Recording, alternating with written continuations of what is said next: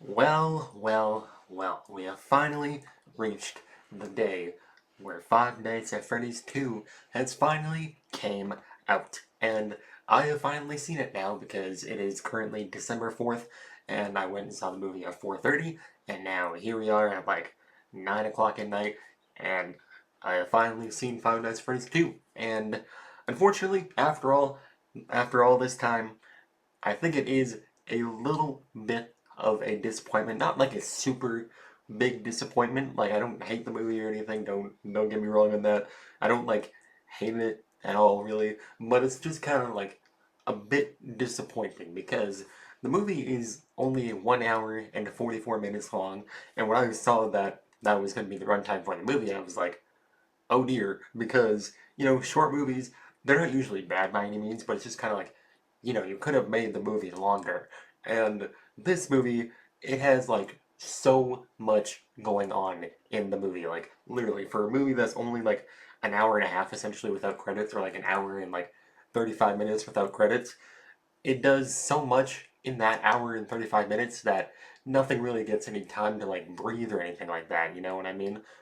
But overall, I do think this still is a pretty enjoyable movie. If you are a fan of Five Nights at Freddy's, then you are going to come out of this movie pretty happy because, like I said, I don't hate the movie. I did still come out enjoying it, but I feel like they could have done more with this movie because one of the things that I was disappointed about is the way it ends. Now, that's not to say that, like, what happens at the end is, like, bad or anything, because, matter of fact, when I saw the end, because basically what happens is the toy animatronics, they're going out and they're, like, at least trying to kill people. They kind of fail at doing that, but they go to, like, kill people and all that. And then the end of the movie is them showing up at Mike's house to, like, target him. And then Michael Afton shows up, and yes, Freddie Carter was in fact playing Michael Afton, and when I saw that, I made a video talking about it, and I was like, this guy's gotta be Michael Afton. Like, there's no way that they name the character Michael, and he's not Michael Afton, you know what I'm saying? And I was in fact right because Michael shows up to the house that obviously Mike, Vanessa, and Abby are in, and he's like, oh, Vanessa didn't tell you about me? Like, that's not a shocker, or that's not a surprise. And then he's essentially the one who reactivates the animatronics because earlier in the movie, they find out that they gotta disable the animatronics so that they'll stop, killing people and all that.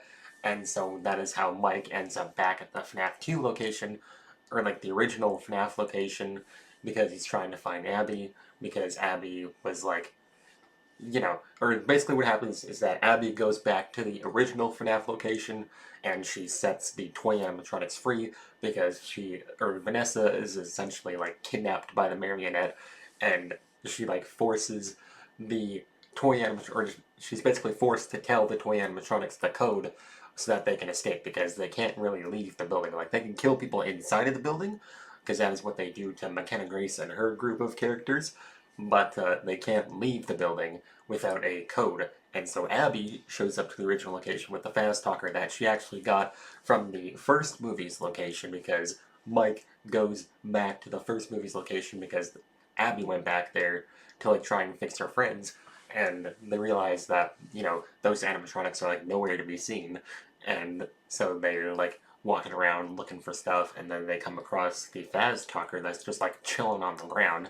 And so Abby uses the fast talker to get to the original Five Nights at Freddy's location, and that is how she comes in contact with the toy animatronics, and they're all like, oh, we need this security code so that we can, be free. And so basically Vanessa is like being held captive by the marionette, so she tells the, toy animatronics the code, and the toy animatronics tell the code to Abby, and then they are essentially free, and they start going out and killing people. And the voices for the toy animatronics were pretty interesting because, as we all know, Megan Fox was the voice of Toy Chica, which is still the most ridiculous casting choice I think I have ever seen in a movie. Like, that is like Chris Pratt as Mario levels of, like, just confusion, you know what I'm saying? But yeah, overall, she's essentially the one who has like the most voice lines out of, the three toy animatronics, because you have Toy Freddy, Toy Bonnie, and Toy Chica. Toy Freddy does have a couple lines, and I do think Kellen Goff did pretty good as Toy Freddy because he kind of sounds exactly like how he does in the games, which is because, Kellingoff voiced Toy Freddy or voiced Freddy before in the games, and so he voiced Toy Freddy in this movie, and he did do a pretty good job. But Matt Pat as Toy Bonnie was pretty interesting because you do not hear Matt Pat at Jesus, my man. You do not hear Matt Pat as Toy Bonnie at all. Like, I think the voice that he did when he announced that he was Toy Bonnie, because when it was revealed who would play the toy animatronics, Matt Pat made a little video talking about how he was gonna voice Toy Bonnie, and they were and then he was going over some voice lines, and he was like, "That's not gonna be the voice. We don't know what the voice is yet."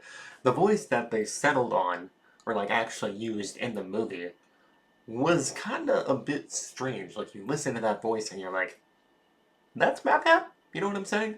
You just listen to that voice and you're just like, that is not Matt Pat. I don't know why you're all lying to me. That does not sound like Matt Pat, because it really didn't. It was a super high-pitched voice, and it was kind of almost like a girly type voice, if you know what I'm saying. So when I heard that, I was kind of just like, that's kind of a strange choice for Toy Bonnie, but hey, you know what it is. And yeah, I think Matt Pat did have the least amount of voice lines in the movie. Or no, it was actually Toy Freddy that had the most, or the least amount, because you had Megan Fox's Toy Chica, which had the most, and then you had Matt Pat, which had a couple voice lines, and then, yeah, I'm pretty sure it was Toy Freddy who had the least amount of voice lines in the movie.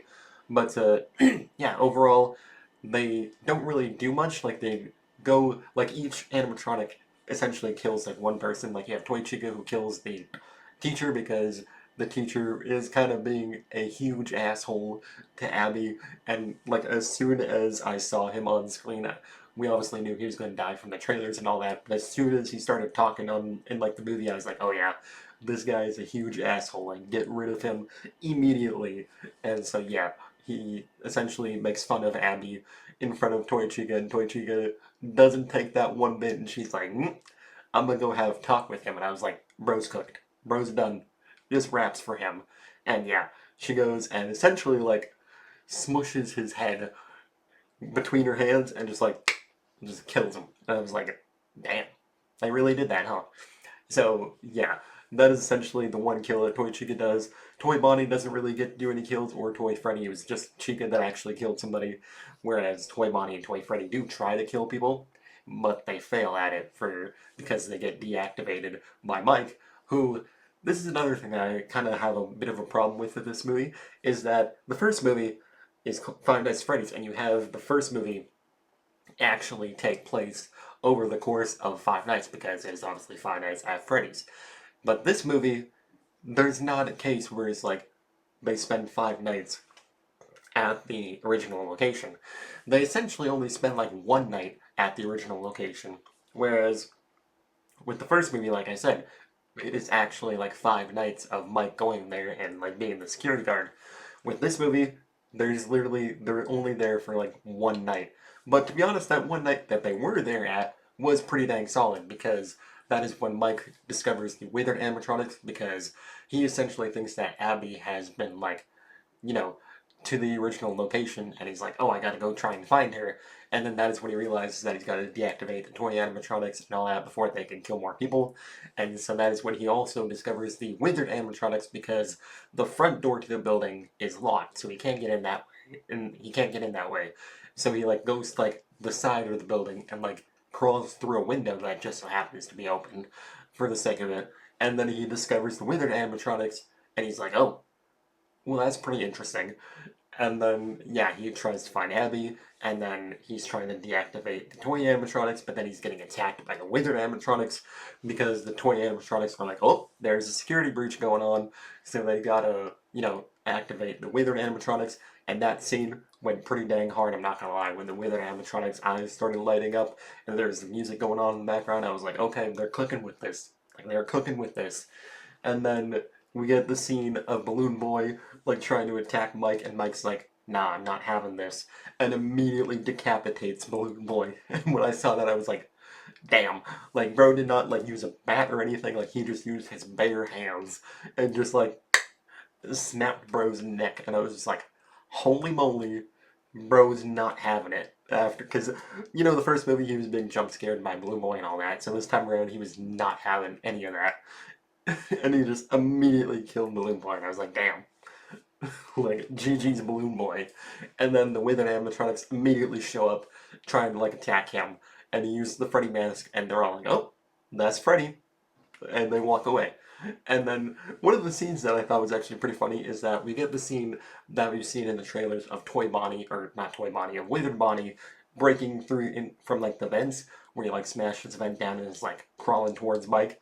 Mike sees that and immediately goes to the vent and just like closes it back up. And I was just like, alrighty then, I guess that is as easy as that. And then, of course, Withered Foxy shows up, and as we all know, the mask don't work on Foxy. Foxy can see right through that thing, and he's like, that ain't Freddy, that's the security guard. And so he goes to attack them, but he manages to deactivate the animatronics before that can happen. So, yeah, he goes to attack him, and then is like, you know, deactivated. And then he realizes that Abby's not there anymore because actually, after the whole like science fair fiasco happens with like, you know, the teacher dying, Toy Chica takes Abby back to her house, and then the marionette just pops out of Toy Chica and immediately possesses Abby because, as we all know, freaking the marionette is not an animatronic like the other ones. I mean, it is an animatronic, but it's also possessed by like a ghost kid, whereas the toy animatronics, they're not like possessed by any ghost kids or none of that. The only animatronic in the FNAF 2 games that is actually possessed by a ghost is the marionette, who is possessed by, of course, Charlotte, who dies in the opening scene, which I actually thought is probably my favorite part of the movie, because I did really enjoy that opening scene, because you have Charlotte, and then she sees, like, the yellow rabbit, like, take this boy, so she, like, goes to see where he is, and then you get this nice little chase scene of, like, her carrying the kid, like, in her hands, and then you hear like the stomping sound of the yellow rabbit in the background, and then you see him in the background, and that scene did go pretty dang hard, I'm not gonna lie. They definitely were telling the truth when they said that this movie is gonna be a bit more, you know, scarier than the first movie, because the first movie wasn't really that scary, to be honest. Like, I had a few scenes that were like, you know, maybe like a little jump scary, but this movie had like a lot more jump scares in it than the first movie. And there were some that even like got me a little bit. There's the scene where McKenna Grace and her friends show up to the original location and they're like, where's this Michael guy that we're supposed to meet? And then bro just like appears out of nowhere, and that happened. I was like, oh, you know what I mean? It was like kind of like a little startling. And then the other scene that kind of got me was when the teacher's walking down the hallway and then he sees like the eyes light up in the room, and then Toy Chica just like immediately breaks the glass and like, you know, kills the teacher. But aside from that, none of the other jump scares really got me or anything like that. But those were like the only two that like kind of startled me a little bit. But yeah, getting back to the marionette, she pops out of Toy Chica and just immediately possesses Abby, which is something that we didn't see from the trailers because there were a lot of people talking about how, oh, this movie's showing way too much in the trailers, this and that. And I was like, bro, they've shown like probably 5 minutes of the movie. The movie's an hour and 44 minutes. They've shown probably like 5 minutes of that movie. We ain't seen shit. And yeah, I was right because, you know, the marionette possesses Abby, which is something that was completely hidden from the trailers, but she possesses Abby for only a total of like, I don't know, 3 minutes maybe, because she possesses Abby, and then Vanessa shows up to the house, and then we see like the marionette like crawling around and stuff as Abby, and then she goes to attack Vanessa, but then Mike shows back up at his house playing the music from the music box, and the marionette just like leaves, and Abby's back to normal. And it's like, oh, well, alrighty then, because she did the same thing to McKenna Grace's character, and her ass is dead. So, you know, she didn't necessarily kill Abby, but she did possess Abby, but Abby's perfectly fine after Mike saves her with the music box. I was like, oh, well, that was pretty quick.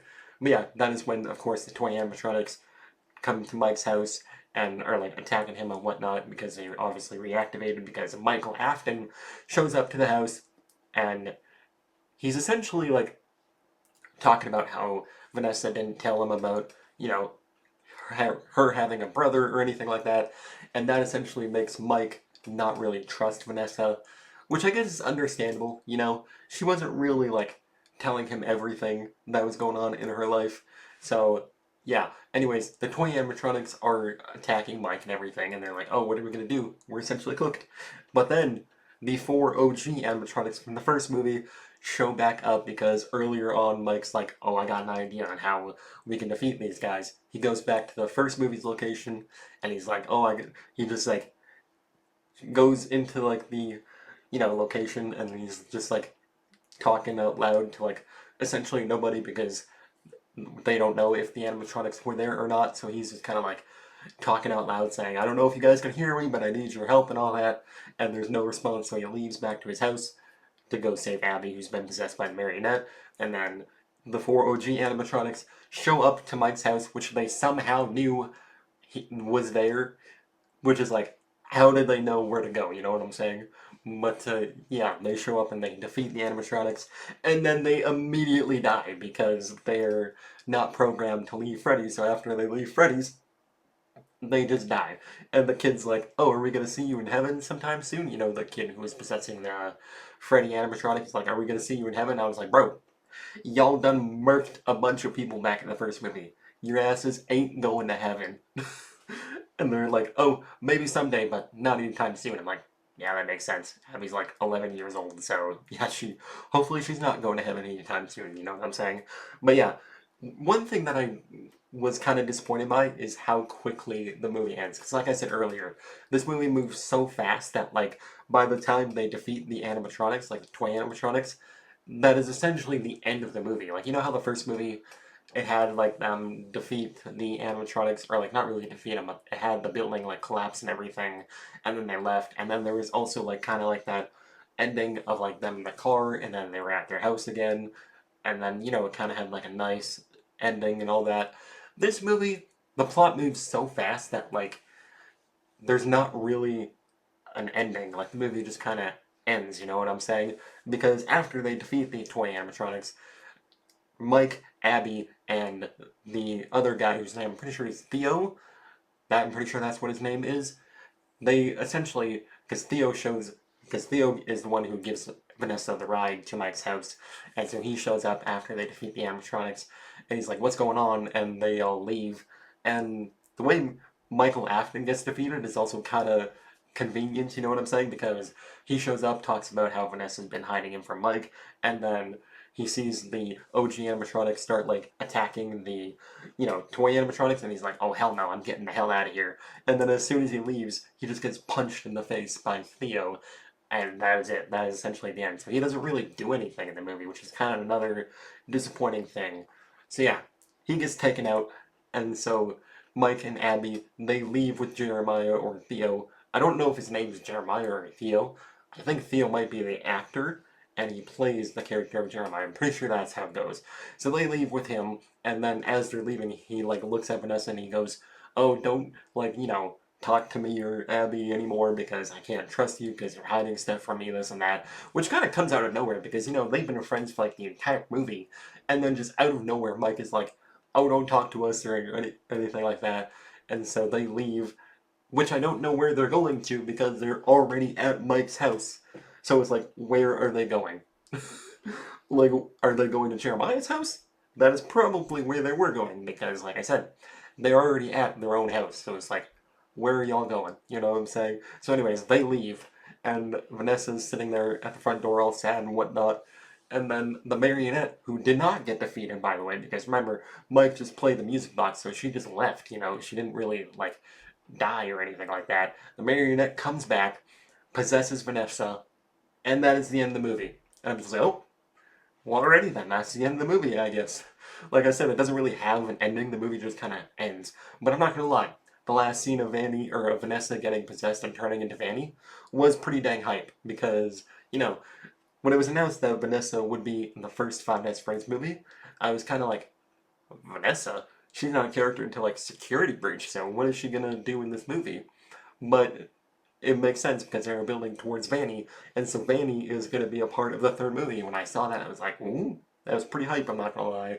But I was also kind of a weird way to end a movie, you know what I'm saying?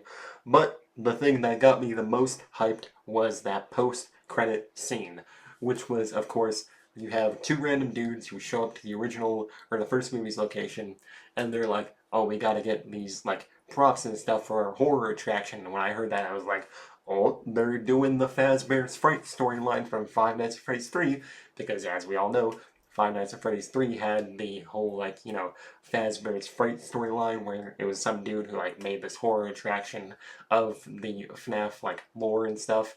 And so the two dudes showed up to the first movie's location, and they're like, we gotta get props and stuff for our horror attraction that we're making. And then they have a third friend who's like, oh, I found something in this room over here.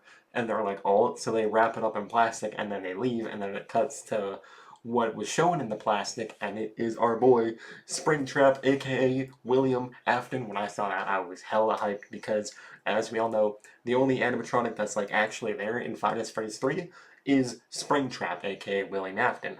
There are other animatronics in the third game, but those are the Phantom animatronics, and those are hallucinations. So, it's kind of like, how would they do that in the third movie? I don't know. I guess we'll find out, but I am very much looking forward to this third movie. Even though the second movie did kind of leave me a little disappointed, I'm still very much looking forward to that third movie because that is going to be a lot more of a simpler storyline, just simply the, horror attraction, and basically only having William Afton as Springtrap the entire time. That's going to be pretty dang hype. But yeah, overall, I was slightly disappointed by this movie, but I did still come out pretty, like, okay with it at the end of the day. I think I would give it a 7 out of 10. It was a pretty decent movie, but I will agree that if you're not a fan of these Five Nights at Freddy's, if you weren't a fan of the first movie, this second movie is not going to change your mind, and it's not going to, make you a fan of the FNAF franchise or anything like that. You gotta be, like, you gotta know the lore and all that if you want to enjoy these movies to the fullest, because if you don't enjoy the games or anything like that, you're not going to get a kick out of these movies. So, yeah, if you didn't like the first movie, you probably ain't gonna like this one either, because it has a 12% on Rotten Tomatoes, which is kind of crazy, I'm not gonna lie. I think that might be doing a little bit too harsh, because the first movie has like a 37%, I think, on Rotten Tomatoes.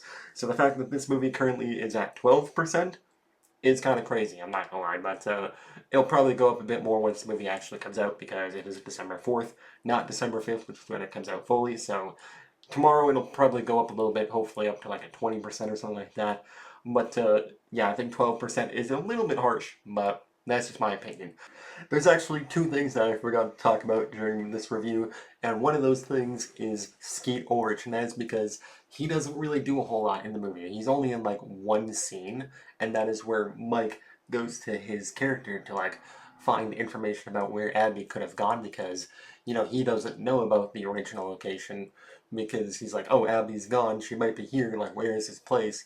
And that is how he finds out about the original location, is through Skeet Ulrich's character, and that is like the only scene that Skeet Ulrich is in, so I kind of would have liked if they did a bit more with him, but we do find out during the, like, very, very end of the movie, when the credits are rolling and everything, who he actually is, because he's never name dropped or anything like that throughout the film, but towards the end of the movie, we find out who he actually is, because he has, like, this video recording that he, like, essentially sends to Mike, because it has, like, the static, and then it says, like, oh, I used to be the partner of William Afton back in the day, and, I've done some bad things and all that, and then he essentially gives a warning to Mike, because, Vanessa has been possessed by the marionette, and then, of course, you have Springtrap, who's, like, awakened from the old location, so he, like, sends a warning to Mike saying that, like, you're in danger, like, you gotta get out of here, and so when I heard that, I was like, okay, they're doing a bit more with him, but yeah, I would have liked to have seen a bit more from Skeet Ulrich.